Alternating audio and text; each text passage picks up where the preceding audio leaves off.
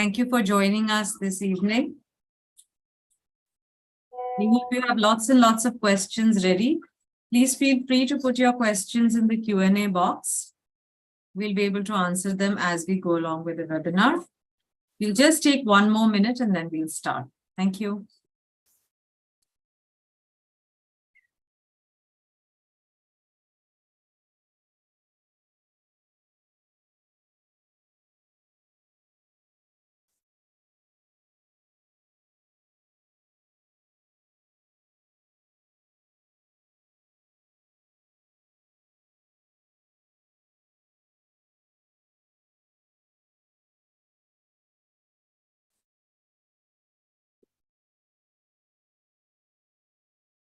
Hi, good morning, Pramath. I believe you're joining us from San Diego, is it? Yes. Hi, Sinha. Good morning. From me, good evening, everyone. All right. You can okay, right?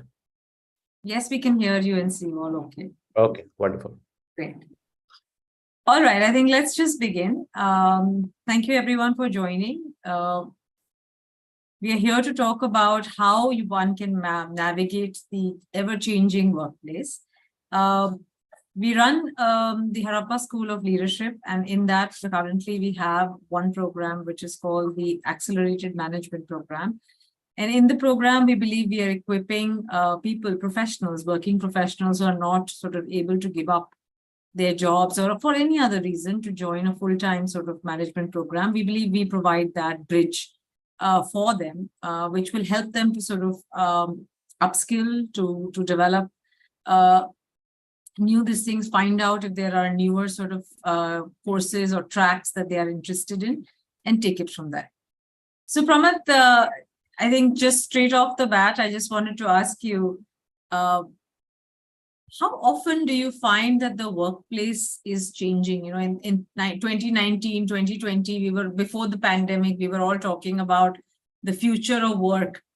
And then we had like this whole pandemic, which has changed everything that we, brought in a disruption we were not even prepared for. And now with ChatGPT and AI coming in, there is a second disruption around the place. So how different or how difficult or how has the idea of the workplace changed in the last, I would not even say a decade, last 5 years? So, Seema, the honest truth is that if you just go by the last 4 or 5 years, then we've seen what I would call at least 3 major changes in the workplace. And that just gives you a sense of how frequently things are changing. So if we were to characterize the workplace today, I think the first thing you might say is that it is changing even faster than we had anticipated. By illustration, the pandemic itself caused a major disruption. I'm finding in the US that wherever you go, and I'm on the West Coast and in the Silicon Valley, wherever you go, there are empty office buildings. And the reason for that is that people are just not coming back to work. I visited with 3 friends yesterday who are my contemporaries, who are in their 50s. And they are all living here, but have no workplace in the city of San Diego. And these are very senior people. I would have never imagined that. So I think one big disruption that happened is this work from home, work from anywhere. And of course, there are people who are requiring people to come back to work, and certain jobs you can't not work but from a physical office. But this has been a big disruption that has happened thanks to COVID and is here to stay. If it had happened temporarily, that was one thing, but it is really here to stay. And I find lots of people are grappling with this still. I think the second thing that has just happened, and these are typical economic cycles that we would see, is that large numbers of people are getting laid off. Layoffs used to happen before also, but the sobering fact today is that while the technology industry has really boomed and everybody has made uh, good on the boom, has got good jobs, has earned good money. The truth is that because this is all funded through international capital and global capital, the moment there's an economic downturn in the world, that entire industry has gotten affected. And people are laying off not one, two hundreds, but tens of thousands of people. It's staggering how there are stories abound here of how Google has, you come in one day to work and you find your email's not working, you've just been taken off the rolls. Now, these things used to happen before, but the widespread nature of the economic cycles almost spreading like a contagion across the world is staggering. And this has affected us in India as well. Funding has dried up. People talk about funding winter. All the startups are facing challenges in terms of cash and employment and so on. So economic cycles affecting the workplace are also more frequent and more all pervasive and pretty, because people are going in for more entrepreneurial kind of jobs and constantly hopping from one opportunity to another. While that's great and a lot of fun and great opportunities, there's also a risk associated with that, which comes when you have these kind of cycles. The last thing I would say that is something that we are all dealing with almost as we speak is the advent of AI and things like ChatGPT. I do think that it changes things substantially for a lot of jobs, for a lot of what happens at work. And we are still coming to grips with what it means, but it really does require a whole different set of skills for one to have. It's almost like in the early days, Seema, you needed to understand how to use Microsoft Excel or PowerPoint, and a lot of people still struggle with figuring out, how to use Zoom, for example. This is going to be as disruptive as that for all of us.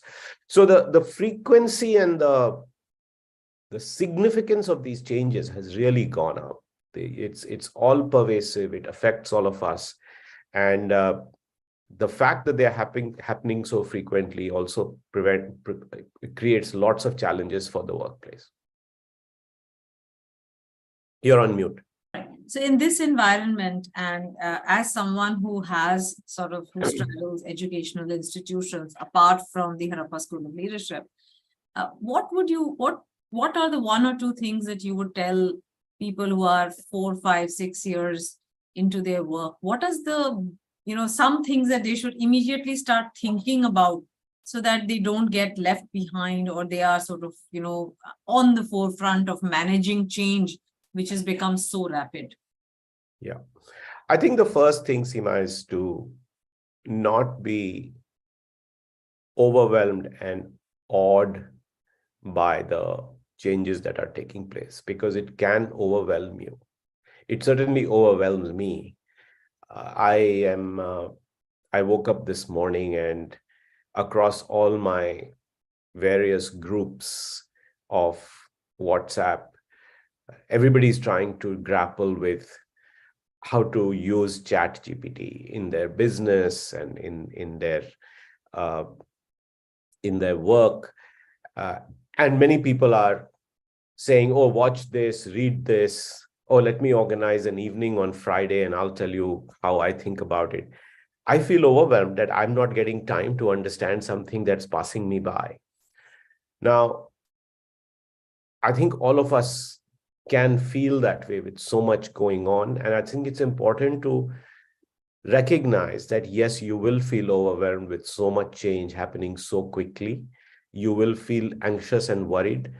But the way to think about it is that this is really an opportunity. It's actually an exciting time for those of us who can make the transition, who can try and take advantage of all these changes, because a lot of these changes are for the good. And this is just a function of human progress, and it bodes well for human beings that we are continuing to progress and advance. And I think it's important to keep a positive mindset, number one. The second aspect, and this is what we tried to cover at Harappa, and the whole premise of Harappa was this, that with so many changes, what is constant? How do you hold on to something that is not changing and make that your foundation, your pillar that helps you deal with all these changes?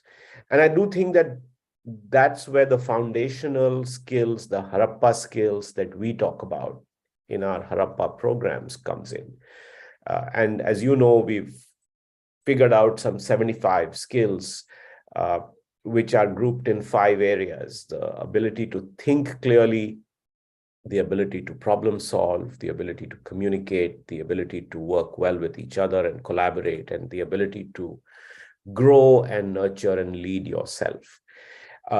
These skills, these categories of skills become the fundamental foundational skills that don't change, that has never changed over the course of human history, and will not change, and will still stand you in good stead. It's important to recognize this.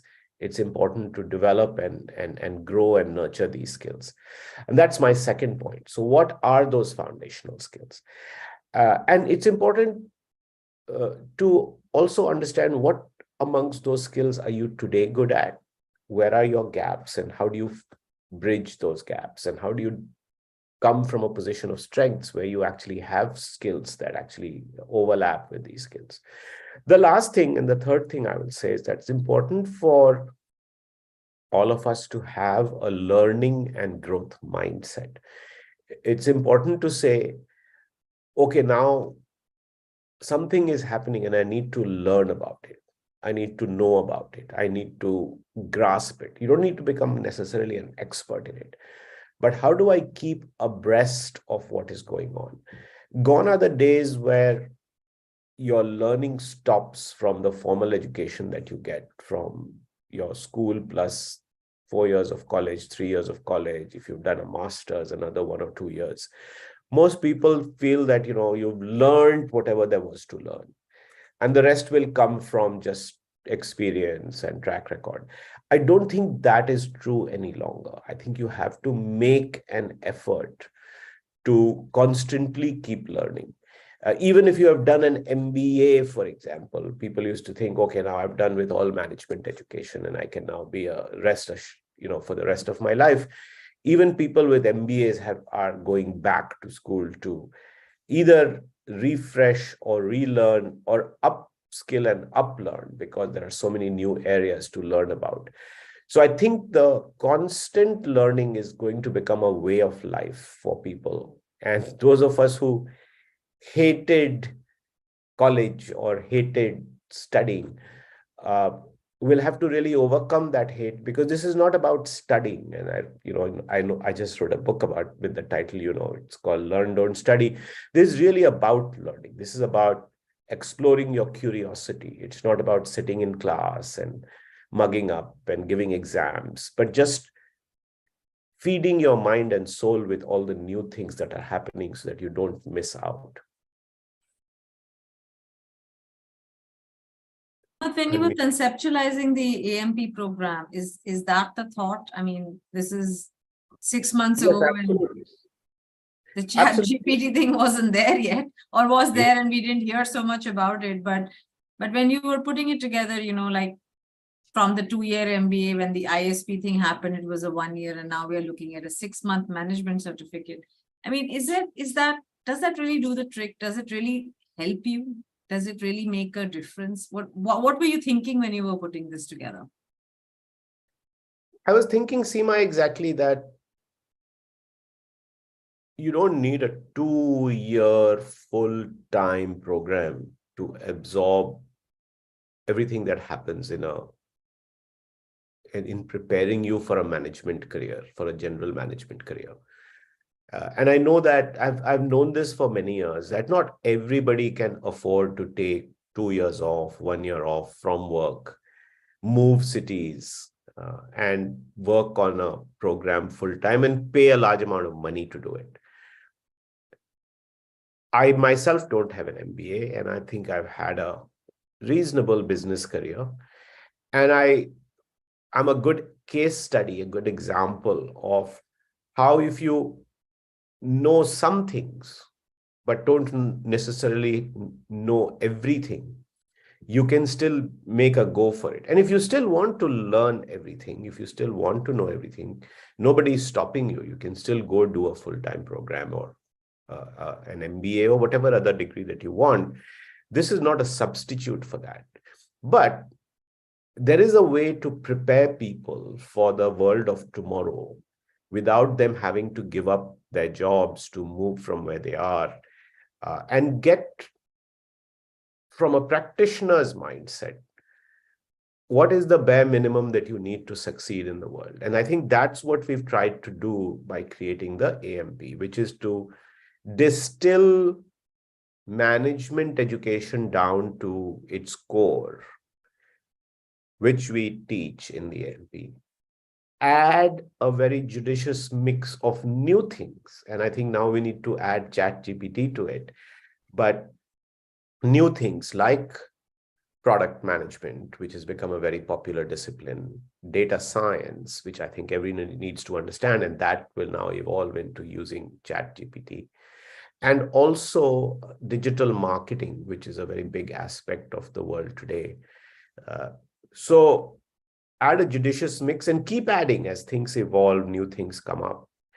And then finally, throw in a lot of the foundational skills that we talked about, which is the Harappa and the leadership skills that I believe are foundational.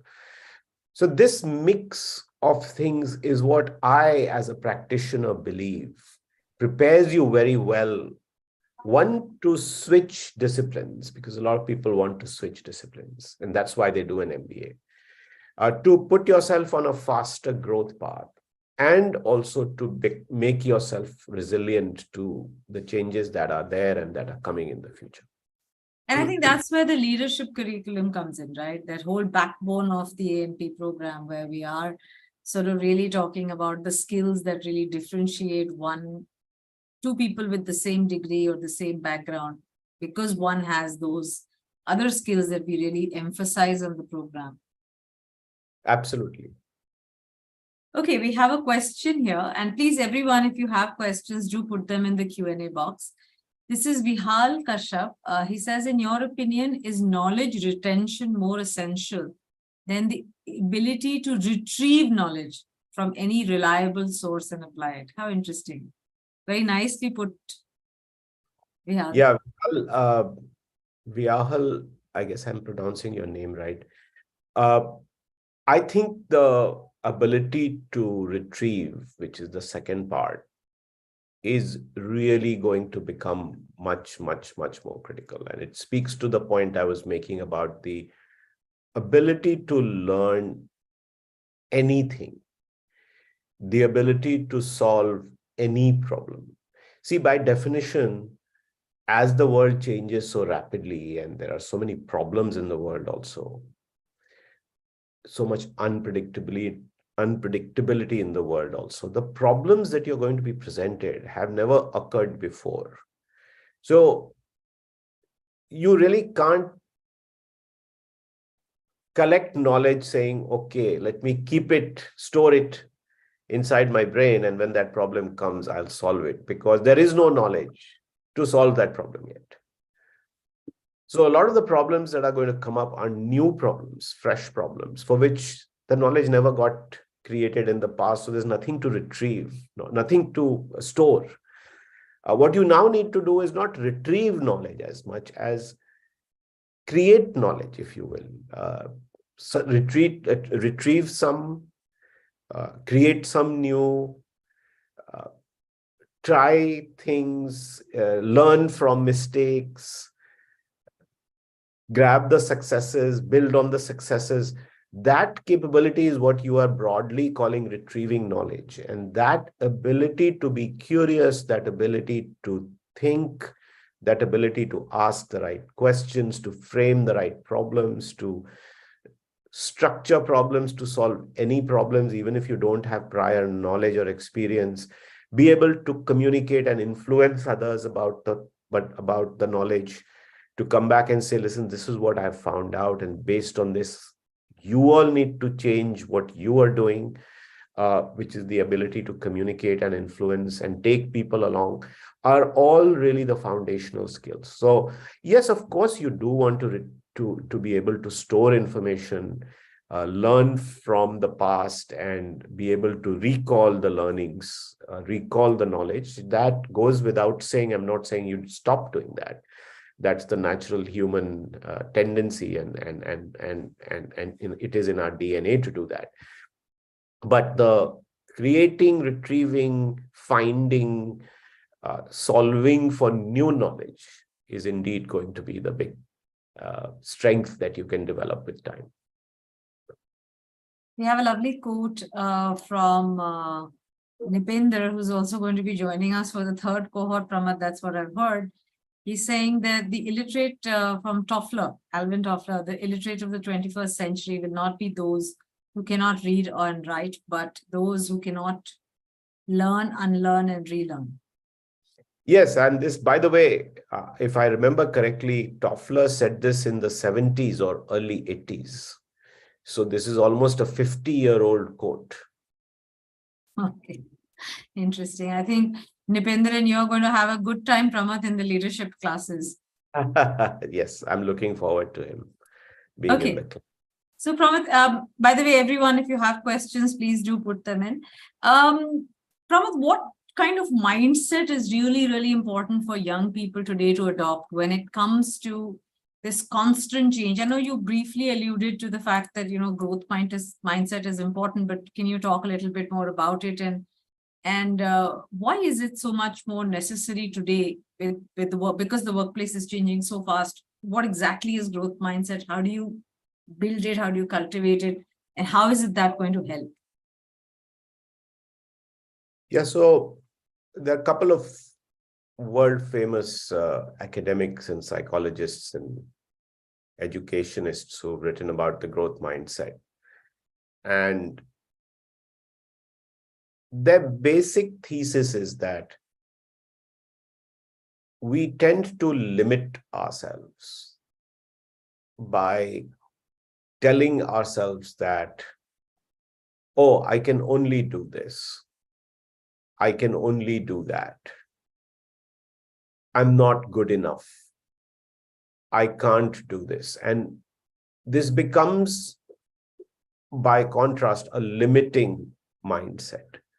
So, for example, it happens with me as well all the time. When I was at IIT, I did very poorly in my academics.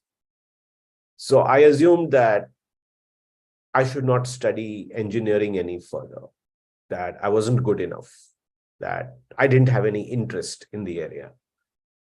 Well, guess what? All that changed when one of my professors forced me to, almost did a deal with me to study more. And when I did, I realized, oh my God, I really enjoyed it, so much so that I ended up going out and doing a PhD, which was a huge commitment. And it was a discovery to myself. If I had had a growth mindset, I would not have taken that experience and just kept telling myself that I'm not good enough. Of course, I did demonstrate the growth mindset by listening to my professors and my mentors. And that's one of the things about a growth mindset, is to get others' views about what you are and are not able to do, or what you're good at, because often others see in you what you can't see in yourself. And I can give more examples from my career, but even my whole foray into education with ISB and why I'm sitting here today would not have happened if it had been others who had encouraged me to do that, because I had left academics after doing my PhD and being an academic. I said, I hate this. I don't want to do it. And I did take the right decision to get out of academia. But I never wanted to go back to academia because I had had such a bad experience. But I never saw the possibility that actually that bad experience would help me build better educational programs and deal with academics much better than other people can. And that it became a strength for me later on. What I thought was a weakness and a failure, actually. I often say that I'm a failed academic. So often we limit ourselves by the experiences that we've had, what people tell us, right? A lot of women and girls are told that, math and numbers are not for women. And so they assume that they are not good at math. Or they get scared of math. That's a limiting mindset. It often gets created by what society tells you, what peers tell you, what your teachers tell you, indeed sometimes what your parents tell you, and can hold you back. So the contrast, which is the growth mindset, is to say, no, there are certain things that I may not actually be able to do. So for example, I can't become a Olympic javelin thrower, right? But there are many more things that I can do than I think are possible given where I am today. And so I must have an open mind. And that open mind comes from saying, yes, I can do many more things. That's number one, belief in yourself. Number two, being open to opportunities. What happens is when we have a limiting mindset, we often say no to things. We say, no, this is not the right job. This is not the right salary. This is not the right job description. This is not the right company. And we don't realize that you progress through life by actually trying out things. And not everything will be successful. So we are always in the mindset that, oh, let me get everything right so that I can be successful. And ultimately, you really can't ensure that anyway. So just being a little bit, I'm not saying take big risks, but just being open to new opportunities and not nitpicking and saying, no, I will only do this if X, Y, Z, everything is in place is one part of the growth mindset, which is to be trying out new things and being able to deal with mistakes and failures when you make those choices. And finally, the growth mindset is really about constantly growing, constantly looking proactively for opportunities to challenge yourself, to improve yourself, to try to tackle some of the things that you're not good at, while building on some of the things that you're strong about. So it's a whole way of approaching yourself and your career, which I think in today's world, often people lose out by not allowing themselves the luxury of thinking about the possibilities and often becoming a bit entitled that, I've got this label, I've completed this degree, I've done my MBA and paid X lakhs for it. The world has to give me that reward. It doesn't come naturally. You have to be proactive about it. We're looking forward to questions, if any. Otherwise, Pramath and I can chat endlessly.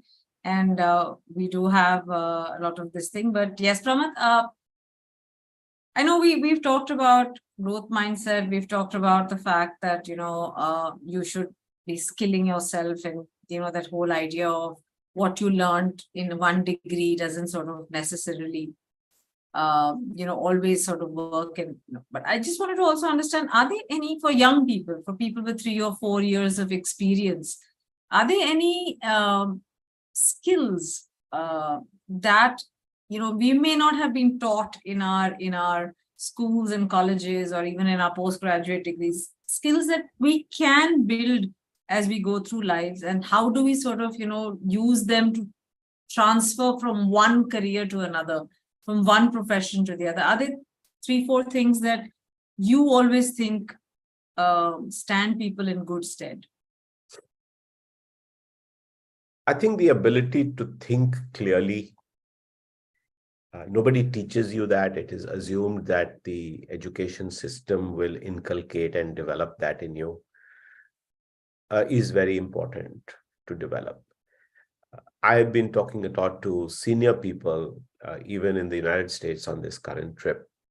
And this is the one thing they all say to me, even more so today, where there is so much misinformation, there's so much contradictory information, there's so much data, all this stuff around data analysis, data science, machine learning. Look, even in Chat GPT, Seema, uh, I think it's now called framing engineering, right? There's a whole new discipline. How do you frame the question? If you don't frame the right question, then you will get an answer that is nonsense, or it doesn't really answer the problem, or doesn't really help you solve the problem you want.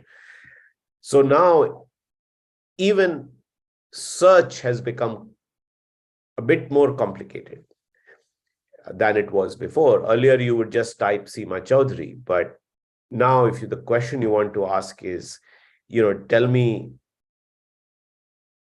more about Seema Chaudhary, then you need to say, what do you mean by more about Seema Chaudhary, and what is it that you really want to know? So that may be a trivial example, but my point is that unless you think clearly and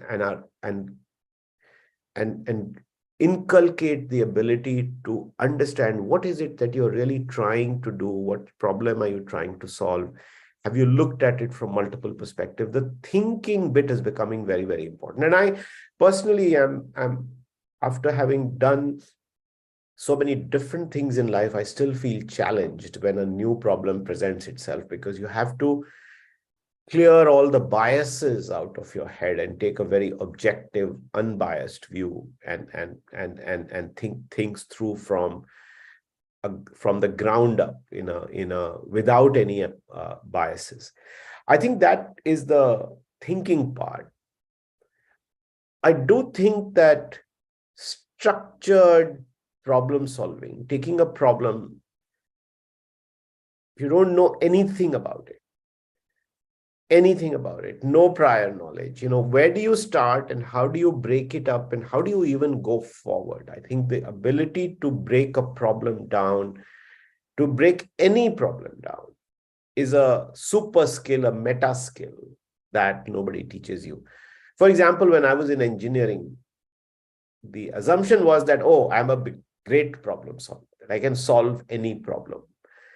That engineering teaches you that it's so complex, but when you come out to the real world, you realize that some problems don't have solutions. Most engineering problems have solutions. You're supposed to actually, the way you are educated is, oh, if you apply a bunch of concepts, equations, you'll be able to come up with a perfect answer and get a perfect grade. But we know that that's far from the truth in the real world, and all problems in the real world are not engineering problems. So the ability to take any problem, define the problem, break it down, structure it, be able to analyze it, be able to then synthesize it, and be able to present it back is so, so, so important. And then finally, communication.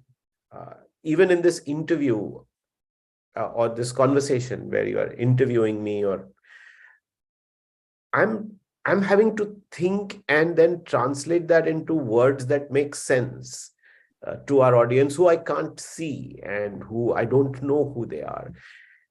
These are the huge challenges of communication today, that I'm talking to you, but I'm really talking to the other 30 people who are on this call, and I need to do it in a way that connects with them and is not just a conversation between you and me. Now, how do you do that in a meeting, in an email, in a conversation with your client or your boss, is a key skill. Yesterday, I was with a friend of mine from my IIT class. So he's also close to 60, and he's the CEO of a very large company in the US.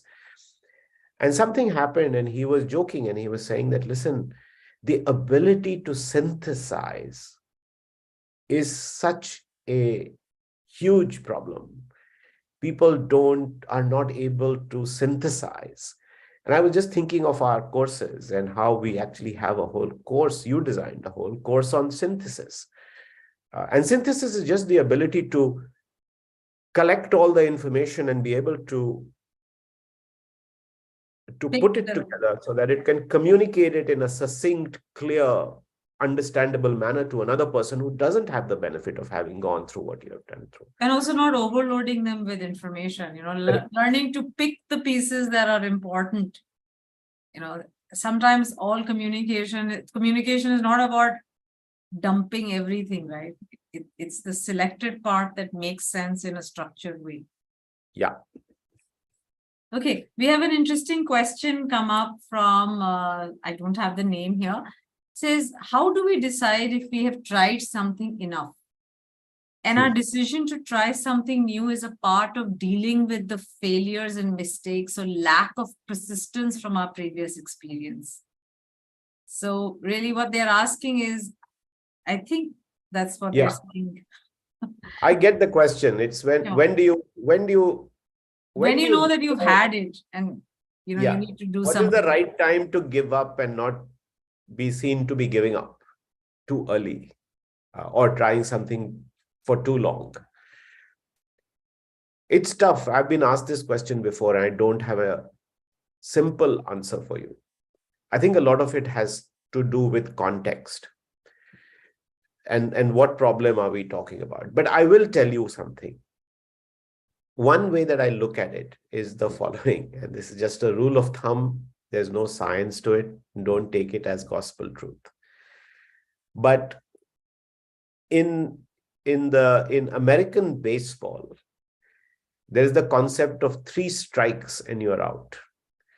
So unlike cricket, where, if you get bowled or caught or you get leg before wicket, you get only one chance. You're out.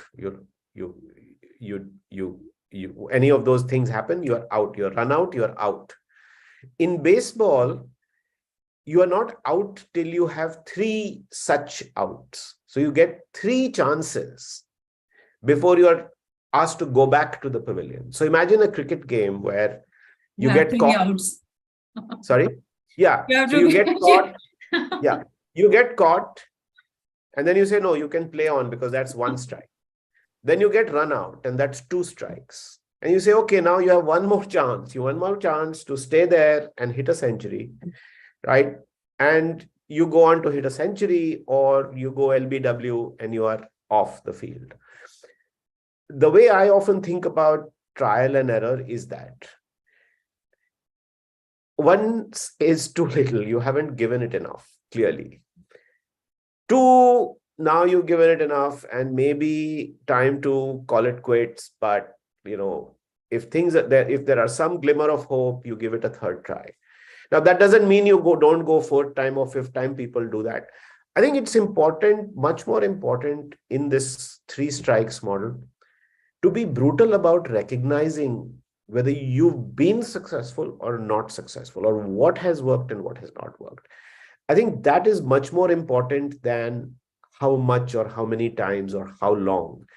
Often people, unfortunately, are in denial about things that are not working. They don't want to accept that. And often they overstate or get overexcited about what is working and exaggerate their success.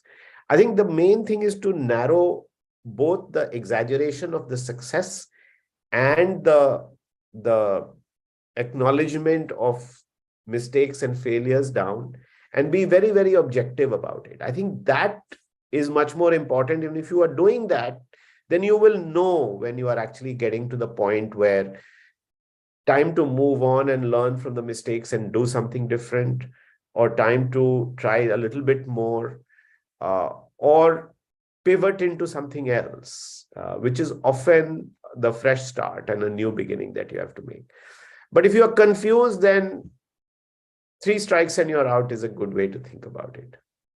But Pramath, a lot of times, when you're talking about the strikes, that's, or this thing, it's to do with yourself and the stuff that you may not be getting or you may not be doing, But when we teach leadership, we also say that really leadership is three things. It's how you are leading yourself, which is where the question sort of fits in. If you're not doing well yourself, then you figure that out first. It's about leading people. How do you manage people? How do you deal with people? And finally, how do you manage your performance? How are you sort of dealing with the tasks, etc., that you've been given? So what if you feel that your failure or your ability not to do well enough is linked to a person? Then what do? How do you decide that now it's time to give up and move on? Or do you still sort of wait for three strikes? Or how do you think of this? You mean when it has to do with somebody you're working with? That's right. Well, I think the first thing is, and I know that this is one other thing that we often teach at Harappa, is that at least, again, instead of talking in conceptually about it, I think if I run into a problem with a person, I first and foremost sit down and do a session where we talk about what is not working. It's important to, at least the first strike is to let people know and to yourself understand whether you could be doing something wrong, or you could be misreading the situation, or you have a mistaken understanding of what is going on. Maybe that person is doing a great job and is not able to, you don't see that. So I think the first strike is to really give the person the feedback that things are not going well and we need to do something about it. The second strike is when, after having the discussion, you find that things haven't improved, which is when you have to take a little bit of a tough stance and say, listen, if things are not going to be improving any further, then I think it'll be better if we part ways or whatever, which is the preparing somebody for the third or the fourth strike. And then, of course, the third or the fourth strike is the hard situation where you have to sit people down and say, listen, we've had these two conversations. We've talked about making this right, but we haven't been able to do. And maybe the best thing is for us to move on or do things differently or whatever it is. I think with people, the challenge more is that we hesitate to have those conversations. We are scared of having those conversations, and then things start to build up. So if you don't have the first conversation, then you get frustrated and you go straight to the second conversation. Worse still, you go straight to the third conversation and you fire somebody, or you fire yourself. You leave because I don't like you and I can't work with this person any longer. I think that is the greater challenge that we all face. And that's one of the things that we teach at Harappa, right? How do you have awkward conversations? How do you give people feedback? How do you give people feedback on your teams, but also give feedback upward to your boss?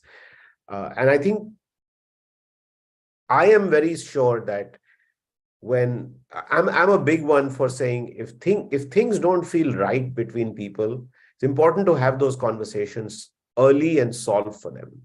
And the other thing is to solve for them like as if they are solving for a business or a non-personal problem. I think we tend to personalize problems too much, which is why it becomes difficult to solve them or confront people or to have an open discussion. If we have a discussion which is a problem you're having with somebody as a problem and not as a discussion which is about that person being A, B, C, or D, which is difficult to do because we tend to personalize, we tend to ascribe it to somebody and say, oh, they are lazy, or they don't get it, or they have some malintent. I think separating that out from the problem itself also helps in situations like this. But there, the three strikes model works even better, Seema, when you're dealing with people. I don't know if that was the question you were asking. Yeah. So we have another anonymous question. This is someone wants to know, how can you be more persuasive in motivating your team and clients to take action? So how do you get into action? How do you get others to have an action bias? Seema, the main reason people don't act, I feel, this is my view, is because they are not aligned. They disagree with the premise behind the action that you're taking. If they were excited about the premise, if they truly bought into the reason why they need to act in the way that you want them to act, they would actually act. So there's a huge bang for the buck in getting people aligned around what the action is and why it needs to be done. I think my response to that question is figure out why they are not acting. My hypothesis is that a lot of times why people are not motivated is that they don't buy into your idea. They don't think it's important. They don't think it's exciting. They don't think it's well thought through, that they don't agree with the reasons behind why that needs to get done. But to be able to do that, you first do need to understand if there is indeed misalignment. And I think having the conversation around understanding, is there misalignment? Are the expectations set right? Do people really understand why they need to do what they want to do, whether it's a client or a team member? I'm a big one for expectations and alignment, and I talk about it all the time, and you've heard me say that. So I think over-invest in understanding that are expectations clear on both sides and are people aligned? And if they are not, before you get into the action, get that solved for. I did client work all my life, and it's still very big on my mind. That was always a question of getting a client aligned to get them to act. Because why should they act? If they are your client, they're not obliged to you. You're just advising them. So that's a big part of motivating people. Beyond that, I think there are the usual things about motivations. Are your incentives right? Are people getting rewarded? Are you being fair? Are you being transparent? Are you celebrating victories? There's a lot that has been written about motivation and motivational literature, which is more cliched and well understood. I would say that if I had to really motivate people, my first thing is to really understand if they are motivated and as excited about getting something done as I am. So, an interesting question that sort of came up while we were putting together this session. A lot of people sort of today, the way the workplace is, it's hybrid, it's remote. You also alluded to that. There are different styles. Earlier everyone would, there was the routine. Everyone had to come back, go to office, finish your day's work, go back, and there were other challenges. But today, with some people want to work from office, half day here, half day there. How does a young person who's probably only had 2 or 3 or 4 years of experience, has neither seen the older style of working and is still trying to adapt to the new style or rules of the workplace, what advice or what sort of, or in fact, not just for the younger people, even you and me, right? This is so new for us. Hybrid work, sometimes in office, sometimes remote, sometimes from anywhere. How do you sort of prepare yourself for this? What are the 1 or 2 things that you should sort of think about, or let go, or be prepared to sort of deal with as you move into this fluid workspace, as it's called today? I'm thinking for a minute because it's a question that I haven't thought about.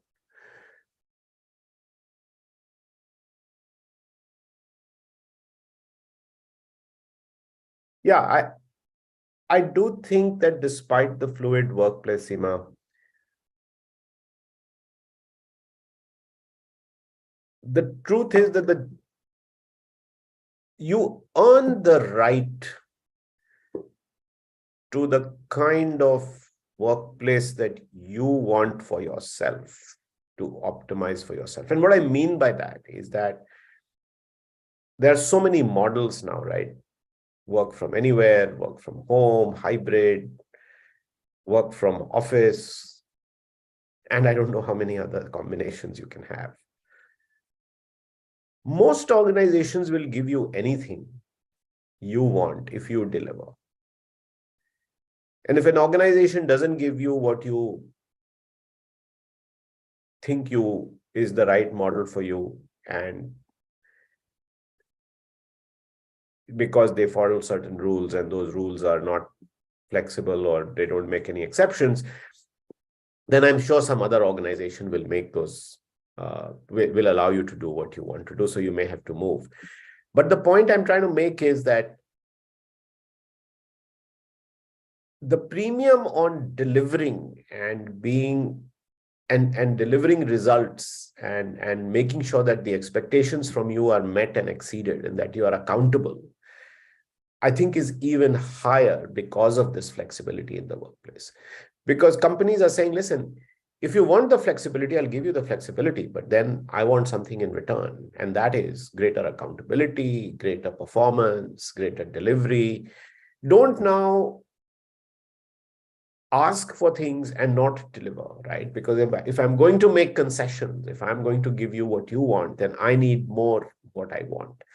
So I do think that the accountability and the performance expectations have gone up even further.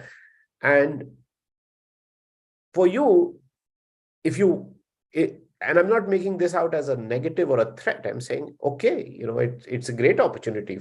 Just do your work well and you can actually get whatever flexibility you want. People don't really care any longer as long as you're delivering.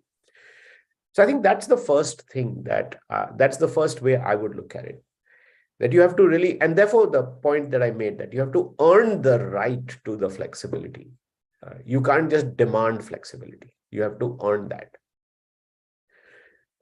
The second, I would say, is that connections and relationships still remain very important.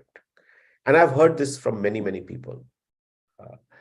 There are very few people who are one-man shows and they can work in isolation for days and days on end from their dining table in their homes and not need to connect or see or meet people.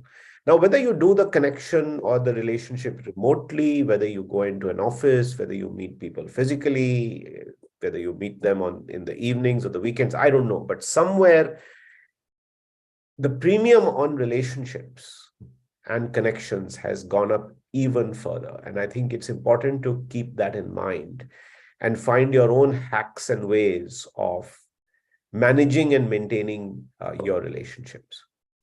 The last thing I will say is that a lot of your personal growth, a lot of knowledge, a lot of new things you learn from just interacting with others informally. At least I have done that, even new opportunities, what's happening in the world. Sometimes it's just gossip, helps you in your career and your growth. And I think it's important, therefore, to not lose that sight of that. It's not just about sitting at home and working. It's also about learning about what's happening around you. And that often comes through the informal conversations that happen in the hallways and with coffee and the chai and sutta breaks, which you are not taking anymore with other people. You may be still taking those breaks, but by yourself. Those are some of the thoughts that come to mind, Seema.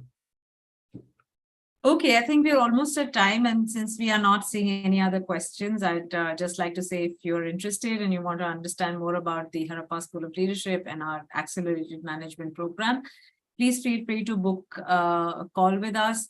Pramath does a large section of the teaching for the leadership track. And I think if you have enjoyed this session, you'll enjoy a lot of his lessons and his learnings from there.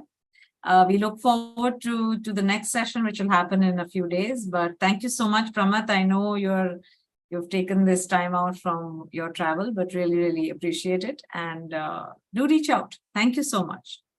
Yeah, thank you everyone for joining today. And please do chat with our team about the third cohort of the Accelerated Management Program. We'd love to have you join us.